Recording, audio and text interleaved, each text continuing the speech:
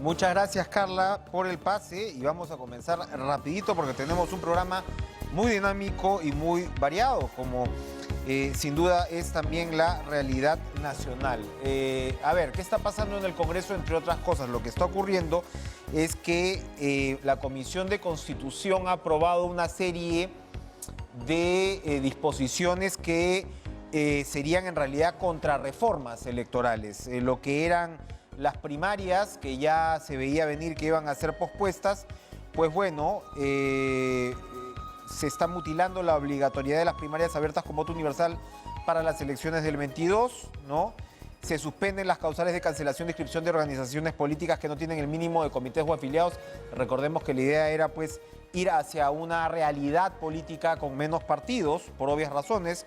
Suspenden la obligatoriedad de los partidos de participar en un mínimo de 15 regiones, 98 provincias y 615 distritos en las elecciones del 22 para mantener su inscripción, es decir, pasan piola por ese lado. Suspenden la obligatoriedad de movimientos regionales con similares características.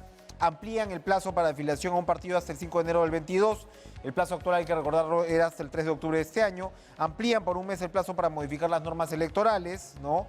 Y bueno, se modifica el artículo 36 de la Ley de Organizaciones Políticas y el Jurado Nacional de Elecciones. Ya no podrá suspender la partida registral de los partidos que no pagan sus multas. Es decir, sí, una contrarreforma, ¿no? Evidentemente vamos a comenzar este programa con Jaime Quito, integrante de la Comisión de Constitución del Congreso, representante de Perú Libre, en este caso. Congresista, buenas noches, gracias por estar con nosotros. Su opinión, por favor, sobre estas contrarreformas que se han aprobado en la Comisión de Constitución y que pasarían pues al Pleno. Muy buenas noches a toda la población. Y sí, respecto al tema que usted señala, este mecanismo que se viene planteando es en función también a lo que se ha ido desarrollando en lo que significa las elecciones de 2021, estas elecciones que se han ido postergando, poniendo las elecciones primarias, pero estas elecciones primarias hay que entenderlo claramente que no se está suspendiendo en todo, ¿no? Porque también se mantiene o se puede desarrollar lo que claramente se señala que es la elección con voto universal, libre, voluntario, igual, directo y secreto de los afiliados, ¿no? Para fortalecer los partidos. Pero en todo caso esto está dentro del escenario de lo que viene a ser el COVID, la pandemia con esta amenaza de la tercera ola, las nuevas variantes que se vienen dando. Eso creo que también es un tema a considerar en la situación de salud que nos encontramos en estos momentos.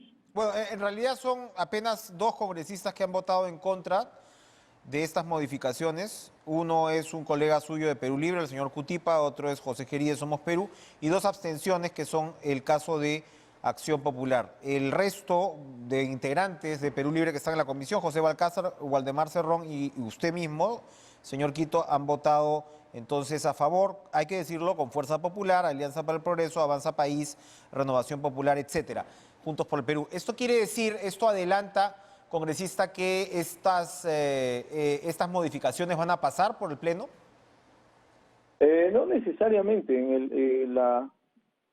Claro, se tiene que continuar el debate ahora en todo el escenario del Pleno, donde la participación y también la exposición de diversos posiciones, motivos, se deben de exponer en el Pleno del Congreso para poder continuar con lo que significa los mecanismos y la formalidad para aprobar este tipo de continuar con este mecanismo planteado para las elecciones también del 2022.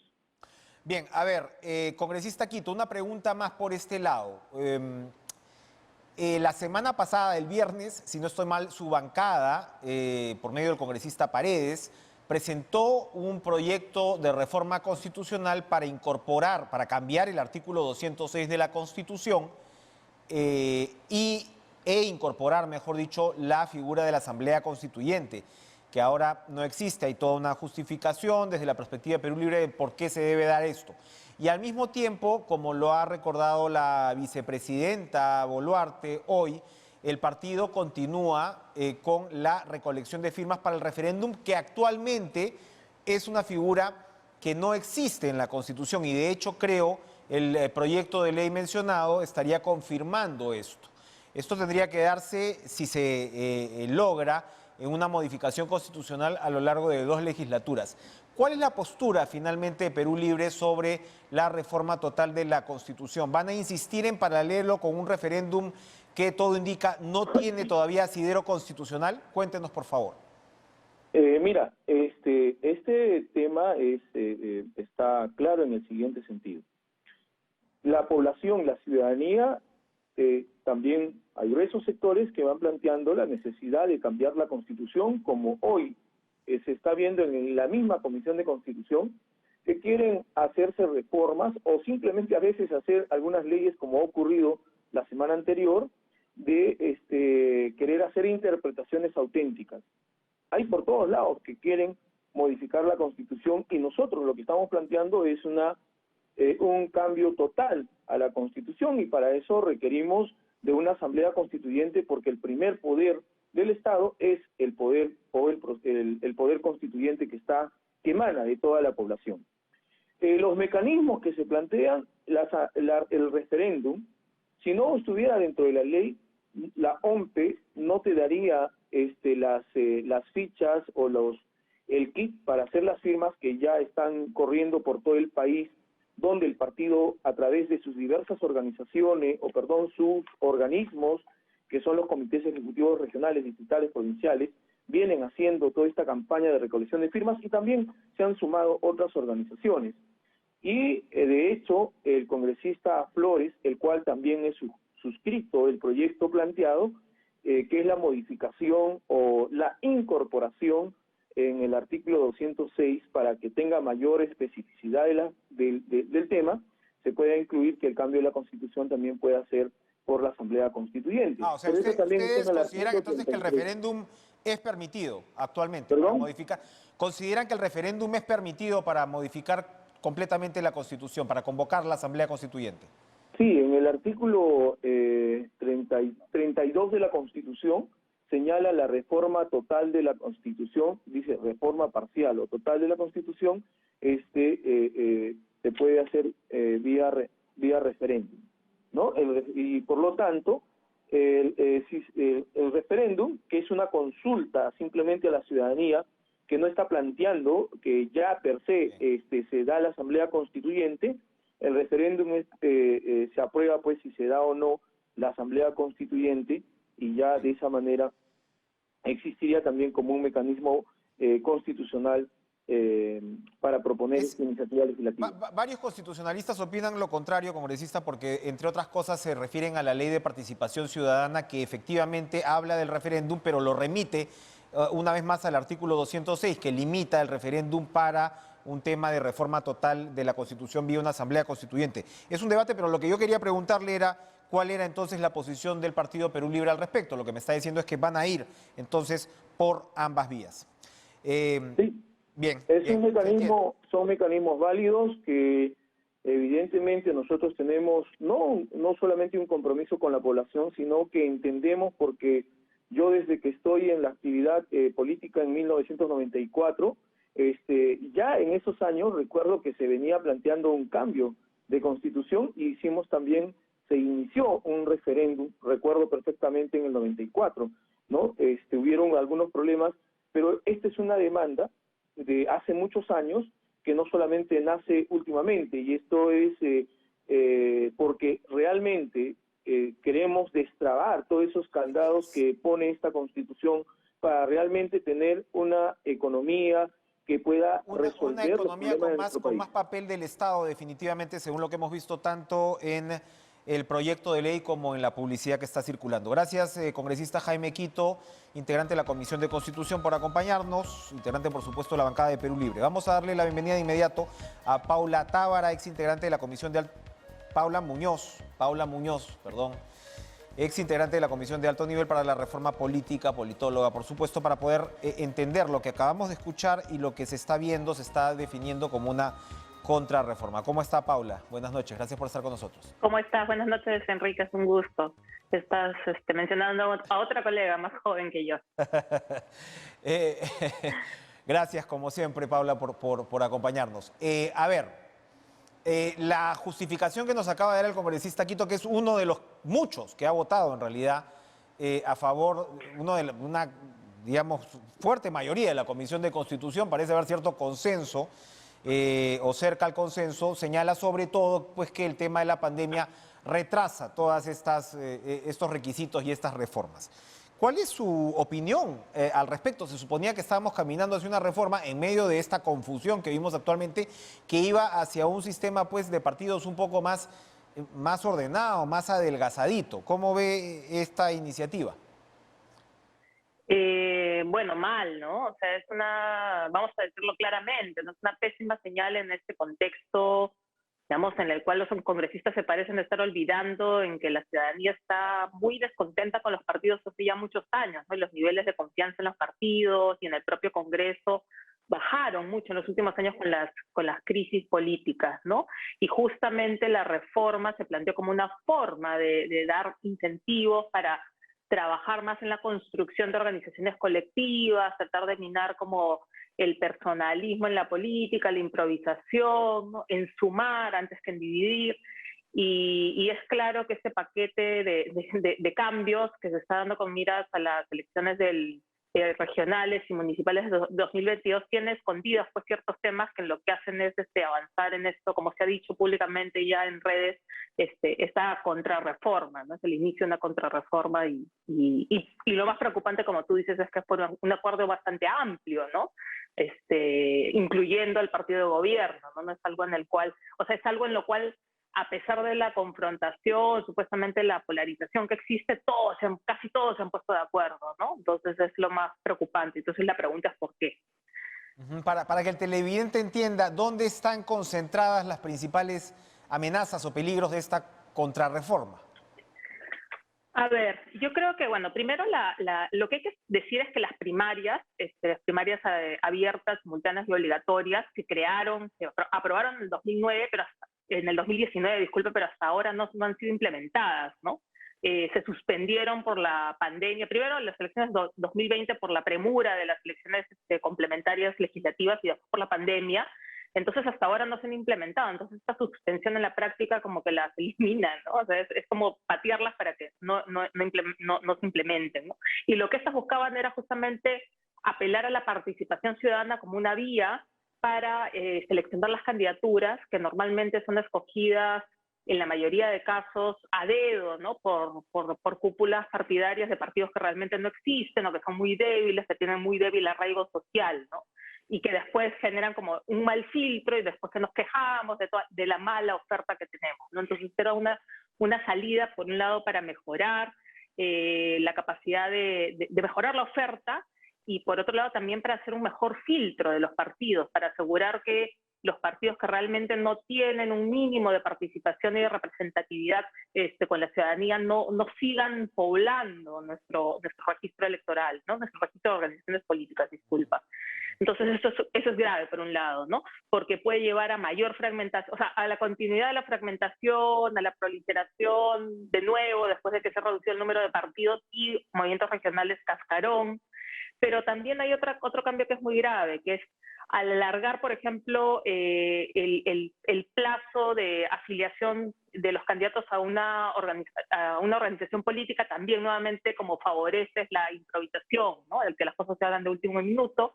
Y lo más grave es que también están recortando los requisitos para participar y para que los partidos y movimientos regionales no pierdan su inscripción, no estás facilitando, o sea, lo mínimo que podrían hacer es como lanzar candidaturas pues en un número determinado de regiones, de departamentos, provincias y distritos, si es que realmente quieren llamarse partidos nacionales o partidos regionales, ¿no? Entonces esto de bajar la exigencia, bajar la galla, lo que hace es llevarnos hacia continuar con lo mismo de siempre, ¿no? A que nada cambie.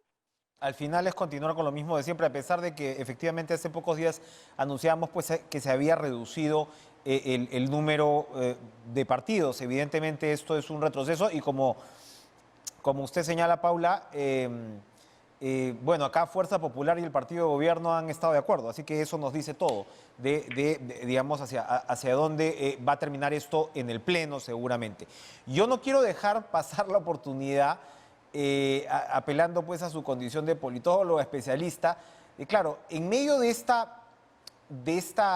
ambiente, ¿cómo salvar, cómo justificar la reforma política, la necesidad de la reforma política? Porque estamos viviendo un momento en el cual es cierta paradoja. El partido de gobierno reclama haber ganado las elecciones y se lo reclama prácticamente al propio presidente de la República.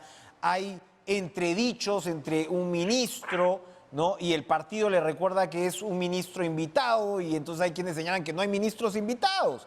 Entonces, de un lado se supone que impulsamos la creación de partidos fuertes y parece ser que aquí este partido quiere ser fuerte. ¿Cómo observa la situación actual hablando del partido, del candidato que viene y que termina ocupando por las circunstancias, ¿no?, actuales la presidencia de la República e, insisto, de la colectividad que reclama esta fortaleza, digamos, frente a lo que fue la votación final? ¿Cómo lee el momento actual de nuestra política? Sí, gracias por la pregunta. En realidad es como un resultado de este proceso, de cómo llevamos el proceso electoral 2021 sin esos filtros, precisamente porque, como te digo, la selección de candidaturas se hizo con los procedimientos usuales de asamblea de delegados, por ejemplo, y algunos fueron con el voto de un militante, un voto de afiliados, pero con bajísima participación de los militantes, ¿no? Y finalmente lo que vemos es, tú me estás poniendo el caso del partido en el gobierno, partido en el gobierno, pero también podríamos mencionar el caso de otros partidos en el Congreso, pero donde que uno empieza a constatar claramente la improvisación que reina en la política y cómo realmente no son organizaciones, no son ni siquiera un mínimo de colectivo, un grupo mínimamente cohesionado, sino que es una junta de último minuto, que después no se sostiene, que es contradictoria, que genera una serie de problemas de inconsistencias, de falta de norte, de dirección, de improvisación también en el gobierno, en la gestión. Entonces, justamente es como... se supone que eso es lo que queremos evitar, ¿no?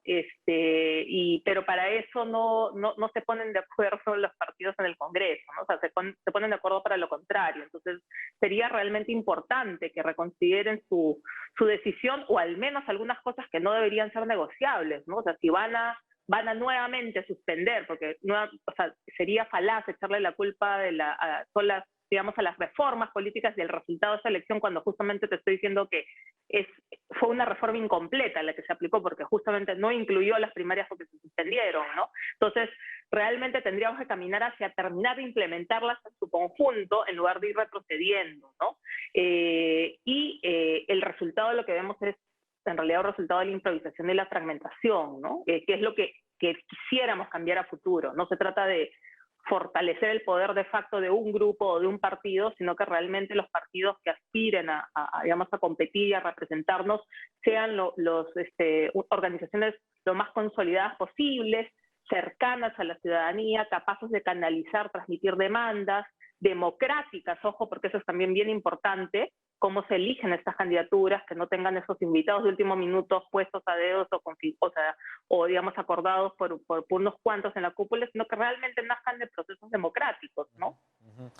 Muy interesante perspectiva, realmente concluir que lo que estamos viviendo en parte, ¿no?, es consecuencia de esta reforma incompleta, ¿no?, y de este desorden.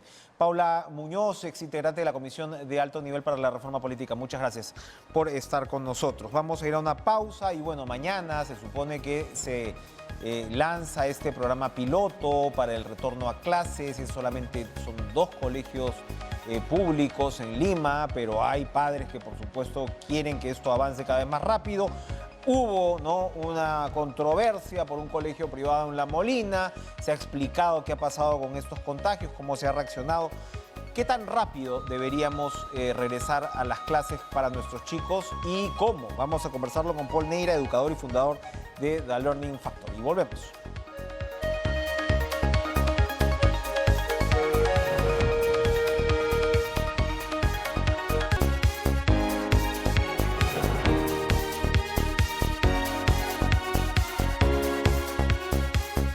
Hay colectivos de padres que demandan un reinicio de clases en un país como el Perú, que francamente está rezagado en esta materia. En la mayor parte de países de la región hay algún tipo de, al menos, semipresencialidad. Hay algunos padres que consideran que no debe ser así. Se ha comentado el caso de un colegio privado en La Molina, pero por supuesto, estamos hablando de un número de colegios privados que probablemente puedan cumplir todas las condiciones. Habría que ver otro número de colegios privados, qué pasa ahí. Y por supuesto lo más importante y lo más, digamos, de mayor alcance, que es la educación pública. Mañana se inicia precisamente un programa piloto que incluye finalmente por el momento a 2 colegios y se espera que esto se vaya extendiendo. ¿Qué tan seguros podemos estar de que los chicos vuelvan a las clases presenciales o semipresenciales? ¿Cuánto tiempo debería durar esto? ¿Cuánto podemos confiar en los protocolos? Vamos a conversar con Paul Neira, educador, fundador de The Learning Factory y además especialista en todas estas materias, director corporativo de innovación de Estudia P. Paul, buenas noches, gracias por estar con nosotros. Hola Enrique, buenas noches, gracias por la invitación. Bueno, usted, Paul, ha sido un impulsor, un animador en realidad de lo que debería ser el proceso de retorno a las clases, a la semipresencialidad. Lo ha comentado mucho en sus redes sociales y ha estado presente en este debate. ¿Por qué volver a las clases semipresenciales y por qué los padres y los alumnos, por supuesto, deberían sentirse seguros? A ver, Enrique, no hay ninguna pieza de evidencia, ya tenemos un poco más de 18 meses en el mundo, producto de la pandemia y el detenimiento de las clases, digamos, y ningún investigador que se precie de ser serio puede mostrar evidencia que explique o justifique la posición de mantener cerradas las clases. Entonces, y vemos de que más o menos el 90% de los países en el mundo ha abierto con distintos niveles de presencialidad o semipresencialidad, o esta figura híbrida de una parte presencial, una parte semipresencial y otra parte virtual, pero en todos los sistemas educativos del mundo se está implementando mecanismos que están facilitando que en medio de las olas de las pandemias que vivimos viviendo, porque no es una sola pandemia, Enrique, son múltiples pandemias que están funcionando en paralelo en el mundo, y el sistema educativo se tiene que abrir. Quiero citar a Angela Merkel cuando ella se dirige al Senado alemán, digamos, al grupo de tomadores de decisión en Alemania, y dijo: lo último que se va a cerrar son las escuelas y lo primero que se va a abrir son las escuelas. En nuestro país, producto de múltiples factores, digamos, estamos viviendo uno de los confinamientos más largos, digamos, en el sistema educativo, generalizado, porque hay que mencionar también que desde agosto del año pasado se viene abriendo salones de clase y colegios en el país, o sea que ya tenemos algo de experiencia avanzada en este asunto. Y a la fecha del día de ayer hay más de 6.300 colegios, algo más de 250.000 estudiantes, 18.000 docentes que ya están operando en semipresencialidad, y en ese número y en este tiempo, estamos hablando desde agosto del año pasado, con mucho más fuerza, eso sí hay que mencionarlo, a partir de abril de este año, o sea, tenemos desde abril de este año algo más de 4 meses, 5 meses implementando este proceso, pero solo hemos registrado a la fecha 4 contagios en niños y en 3 profesores. 2 niños en Arequipa, 3 profesores en Arequipa en un solo colegio, y 2 estudiantes que se han identificado en este colegio en La Molina, que ha suscitado algo de levantar un poco el polvo, digamos, en el proceso. Pero lo que yo sí quiero mencionar aquí, y en este caso ir directamente al tema, Enrique, es que lo que hay que resaltar es la capacidad del protocolo, de los procedimientos y de lo que se conoce como vigilancia epidemiológica. En ambos casos que hemos tenido, de 250.000 estudiantes, de 18.000 profesores, de 6.300 colegios, lo que ha funcionado son los procesos y los procedimientos. En un país que sufre de institucionalidad, en un país que sufre para seguir las normas, lo que se está demostrando con estos colegios es que es posible funcionar. Es posible identificar a tiempo. No existe mejor enfermedad que aquella que es identificada a tiempo, que aquella que es prevenida con la ciencia. Y estos casos, que son 4 niños y 3 profesores del universo que te he mencionado, ha funcionado. Entonces, ¿qué mayor evidencia y confianza que la ciencia, que le hemos reclamado siempre en medio de la pandemia y la que nos ha permitido tener milagros de las vacunas que se han producido en menos de 12 meses, cosa que antes era impensable?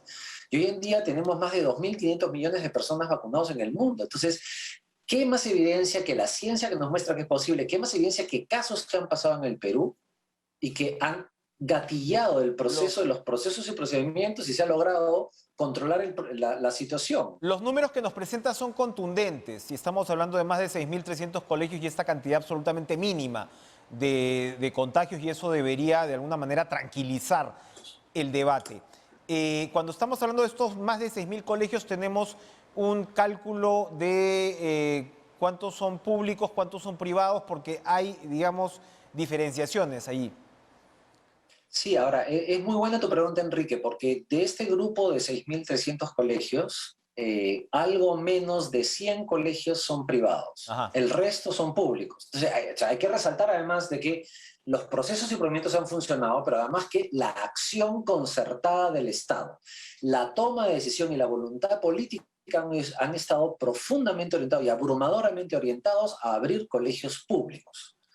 Eso hay que de plano decirlo. Entonces, claro, hay la discusión de no, es que este es un grupo de colegios que tiene capacidad, cuyos padres de familia tienen oportunidades, tienen mayor ingreso. No es la verdad, es la educación pública y el esfuerzo del Ministerio de Educación, además, en este piloto que comienza el día de mañana, y eso hay que resaltarlo porque la decisión es correcta, es que están abriendo colegios iniciales. De todos los niveles de educación escolar, los más golpeados, los que más han tenido que cargar el peso del confinamiento y los que más han visto comprometidos sus procesos cognitivos, emocionales, psicológicos y físicos, han sido los niños menores, los que van a preescolar. Entonces hay que aplaudir la decisión del ministerio y no tratar de torpedearla con mentiras, con falsas imágenes, con falsas temores, digamos, que lo que están haciendo es azuzar el temor, que es el peor consejero para tomar una buena decisión. Ahora, estas mentiras, falsas imágenes y temores, ¿son solamente eso o hay algún tipo de agenda subalterna? Yo creo que hay una agenda subalterna, Enrique, que tiene que ver con intereses particulares. Es interesante porque en el fondo, y esa es una reflexión bastante importante que creo que vale la pena a partir de tu pregunta, Enrique, es la siguiente. Es interesantísimo porque el mecanismo que está planteando el Ministerio de Educación es aquel que llama a que el director, los profesores y los padres de familia, aquellos que se conocen como comunidad educativa, se pongan de acuerdo, que validen juntos los planes de apertura, las tomas de decisión. Cada uno de los pasos para poder abrir un colegio se hace en comunidad. Una de las cosas más difíciles que nos cuesta a los peruanos es ponernos de acuerdo. Y la apuesta del Ministerio de Educación es que institucionalmente, en el punto más lejano, en el punto que está más cercano a la población, más cercano del ciudadano haciendo ejercicio de su deber ciudadano y su acción en la toma de decisión, es la apertura de clases. Entonces, cualquier elemento que quiera torpedear este proceso que es la democracia, es la ciudadanía de las personas, es el ejercicio ciudadano de la libertad, además de tomar juntos decisiones que nos comprometen al bien común, cualquier ejercicio de donde venga que trate de torpedear este proceso tiene que tener intereses particulares detrás, que no son los intereses del bien común.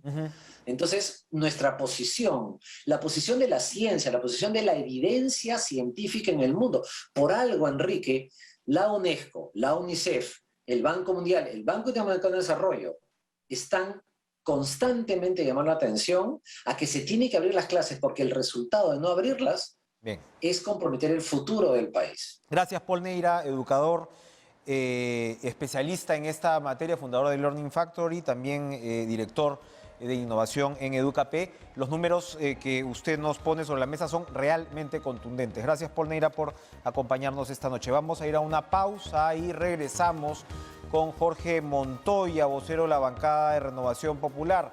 Sigue el debate en torno a los restos de Abimael Guzmán. Hay proyectos de ley presentados para proceder a esta incineración, pero hay todavía pues una discusión al respecto y el hecho es que todavía no se toma una decisión concreta. Volvemos con Jorge Montoya.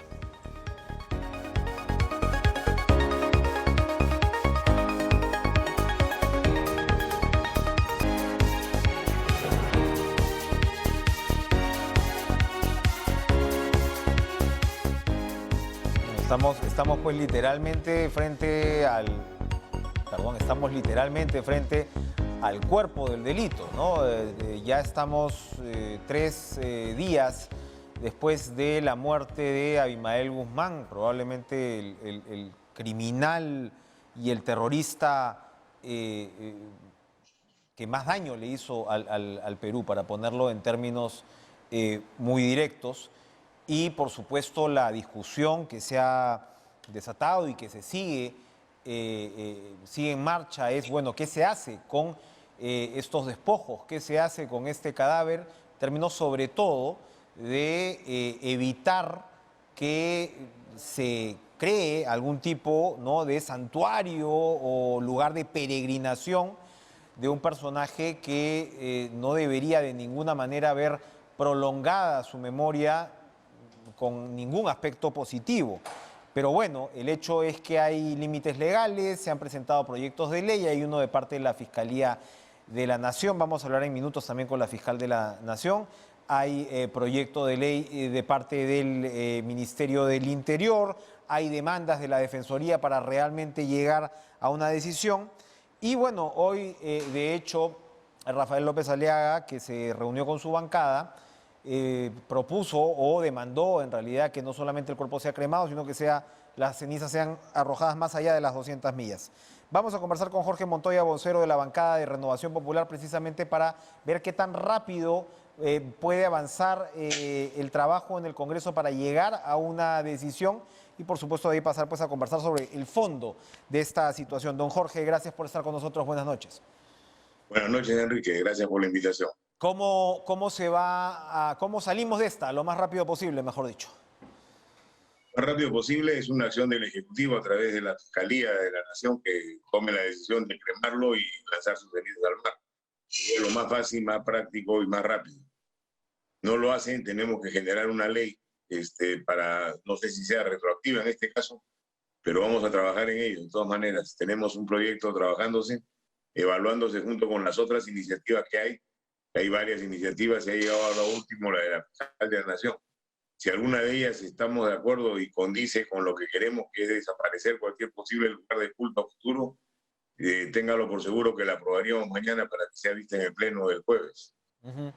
Ahora, ¿cuál sería la discrecionalidad del Ejecutivo en este caso, o, bueno, usted decía el Ejecutivo o la Fiscalía, para realizar esta acción sin una ley específica de por medio? Yo creo que el tema es una decisión política del Ejecutivo que la manifieste en alta voz y que la Fiscalía la ejecute. No hay ningún problema acá de contravenir leyes. Cuando estuvimos en la pandemia, se ordenó que los cadáveres no sean entregados a los familiares, sean procesados al cementerio de frente. Algo igual se hace acá.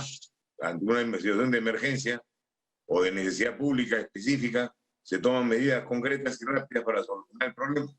No tenemos por qué tener temor a operar de esa forma. Bueno, nada malo. Uh-huh. Y de hecho, el único familiar de Guzmán, que es su esposa, está presa, ¿no? Ya queda claro que no puede reclamar el cadáver como tal. Y eso está definido y ahí no hay ningún problema. Entonces se puede proceder con lo que les estoy diciendo, ya sea por la vía directa del fiscal o a través de alguna norma que la sacaremos en esta semana. Bien. Bien. Ahora, el debate del día siguiente, congresista Montoya, hay por supuesto toda una toda una discusión pública con personas, digamos, bueno, quienes defienden la memoria de Guzmán, ya sabemos, debería estar de esto, pues, proscrito, como estuvo proscrito el nazismo, por favor, en Alemania, pero hay toda una serie de matices, si queremos, ¿no?, de cómo procesar una muerte como esta. Hay, ¿no?, quienes dicen, por supuesto, legítimamente, que este es el mayor criminal de la historia del Perú y que no se puede de ninguna manera facilitar un culto, ¿no?, a su imagen, perpetuar su imagen. Hay quienes dicen, ¿no?, del otro lado, hemos visto un tuit, ¿no?, como el del fundador del Partido Perú Libre, que mientras existen las condiciones de desigualdad en el país, siempre va a haber el riesgo de la aparición del terrorismo, de la reaparición del terrorismo. ¿Cómo procesar el debate con respecto a una figura como la de Guzmán? Y yo creo que el sentido es primero desaparecer la huella física de su existencia. Y con eso se gana bastante. Y hay que hacerlo de una manera, como le he dicho, rápida y práctica. Se crema y se envía sus cenizas al mar y terminó la existencia de Guzmán. Y luego lo otro es más complicado de procesar y más difícil de combatir. Tenemos una ideología que está viva. La ideología no ha muerto.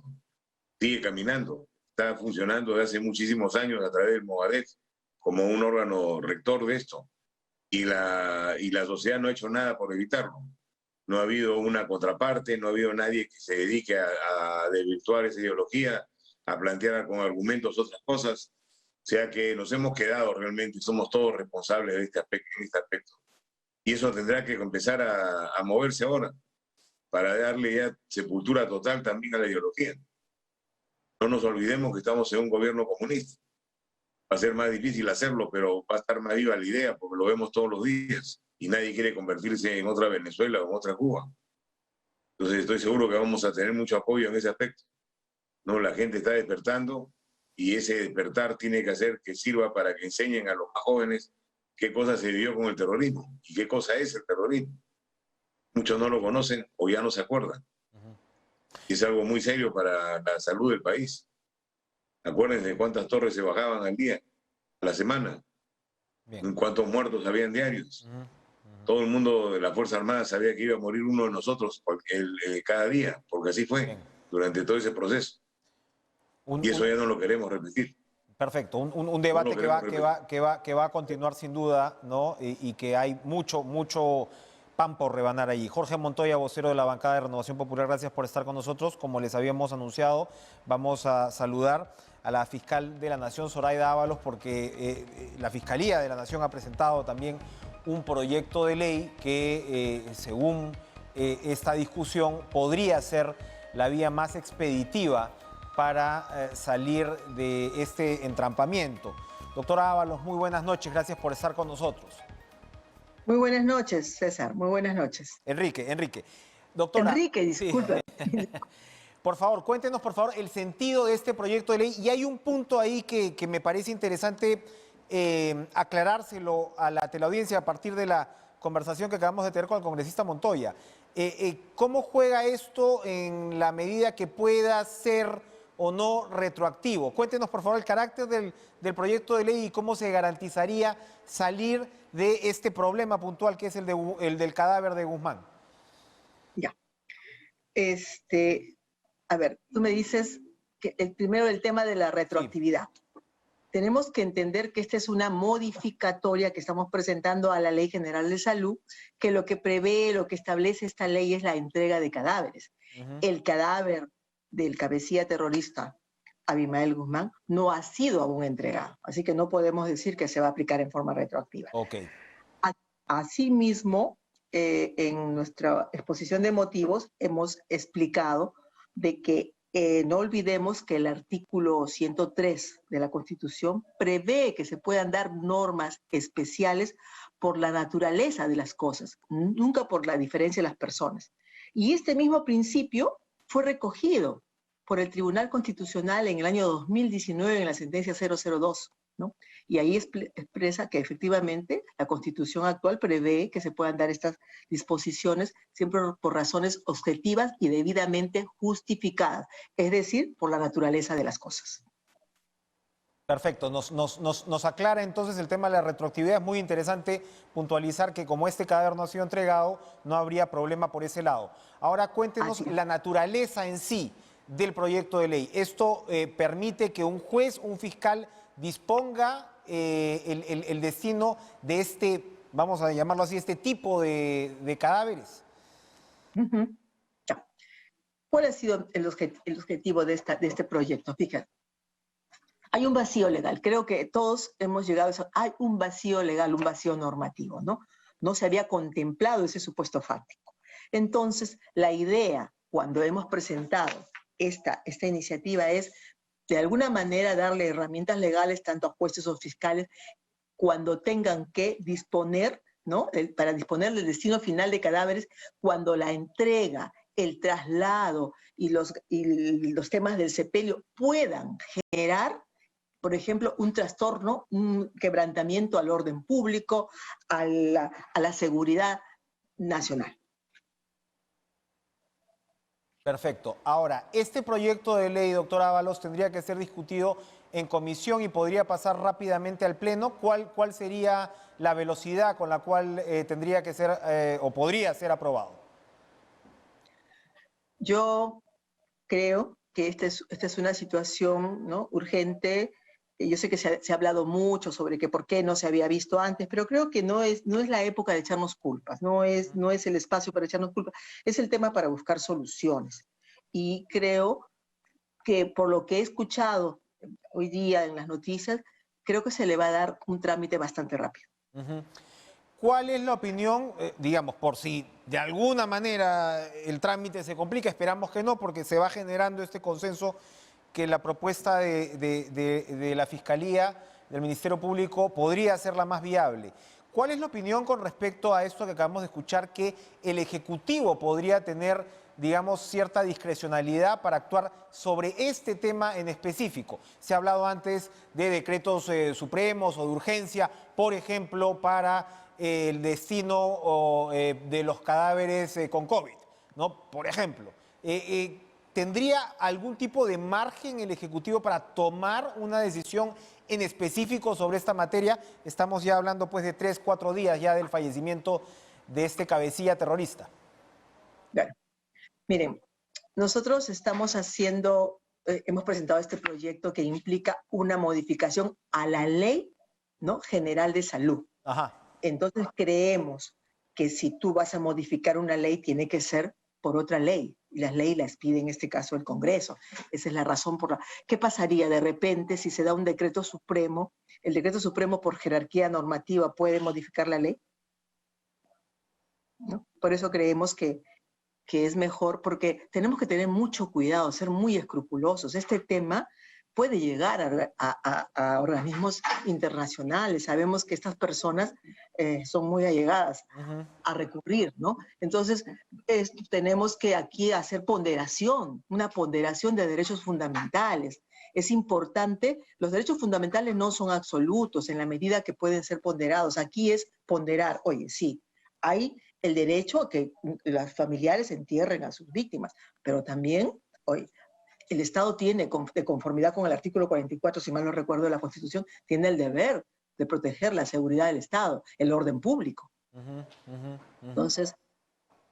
Es sumamente interesante lo que usted señala, porque vuelvo a algo que nos acaba de especificar hace algunos minutos, que las leyes no van en todo caso a aplicarse a razón de personas como tal, sino de situaciones. Entonces, esto garantizaría que no se vulneran derechos fundamentales como tales, o que son, como se dice, leyes con nombre propio, ¿no?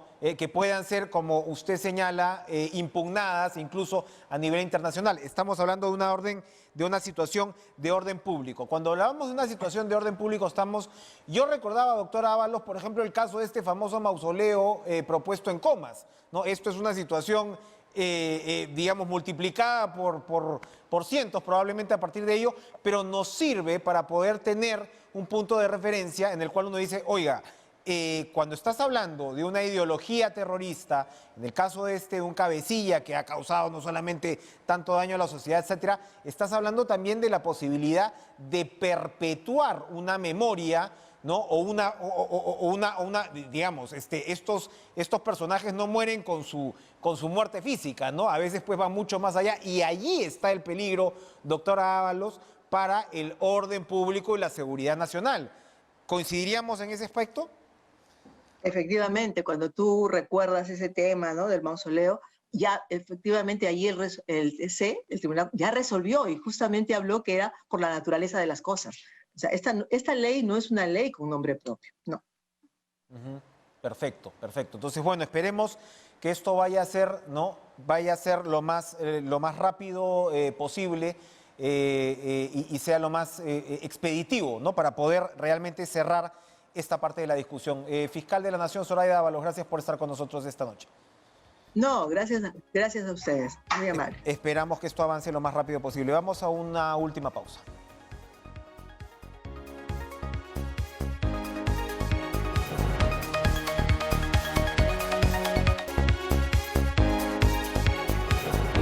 Hablábamos hace algunos minutos con el especialista que entrevistamos sobre el razonamiento, ¿no?, para una reapertura de clases gradual e incluso, ¿no?, cómo esto ha pasado debajo del radar. Más de 6.000 colegios que han reiniciado sus clases en el Perú en alguna capacidad y realmente los casos de contagios han sido mínimos, pero realmente mínimos.